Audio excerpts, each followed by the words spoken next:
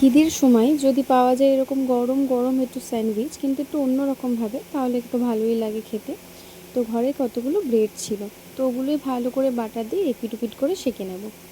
তো আমি দেবযানী, আমার মিলিবাগে তোমাদের সকলকে জানাই স্বাগত। শুভ বিকেল বন্ধুরা। তো ওই যে ভালো করে বাটারটা যে দিয়ে রুটিটাগুলোকে ভালো করে ভেজে নিলাম, এবং ওই প্যানেই আমি একটুখানি পেঁয়াজ কুচি, লঙ্কা কুচি ভালো করে ভেজে নিয়ে ওর মধ্যে দুটো ডিম দিয়ে, একটু গোলমরিচ, একটু চিলি ফ্লেক্স, অরিগ্যানো দিয়ে ভালো করে নামিয়েনোর আগে একটু টমেটো সস দিয়ে একটু গ্রেভি গ্রেভি টাইপের করে নিয়েছিলাম, যাতে ওটা একদম শুকনো শুকনো না হয়। তারপর ওই যে ভেজে রাখা রুটিগুলোর মধ্যে কিন্তু আমি সুন্দরভাবে স্যান্ডউইচের মতো দিয়ে দিলাম।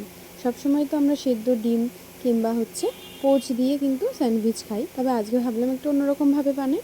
ওই জন্য ডিমটাকে ভালো করে এরকম ভেজে নিয়ে ওর মধ্যে সস দিয়ে, চিজ ছিল না তাই চিজটা দিতে পারিনি, তোমরা কিন্তু চিজ দিয়েও ট্রাই করতে পারো, তাহলে আর একটু স্বাদ হয়। তবে আজকে চিজ না থাকে আমি এরমভাবে ঘরে থাকা উপকরণ দিয়ে কিন্তু বানিয়ে নিয়েছিলাম।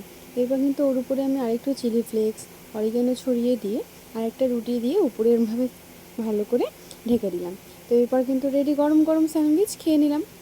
এই যে দিয়ে দিলাম সব আমার হাজব্যান্ডকে।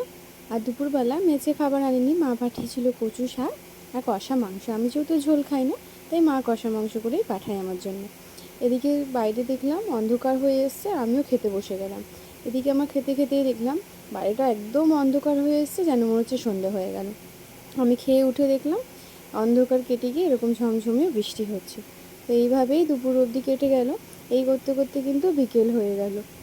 এই হঠাৎ বৃষ্টি রোদ এইভাবেই কেটে যাচ্ছে সারাদিনটা। টাটা বন্ধুরা।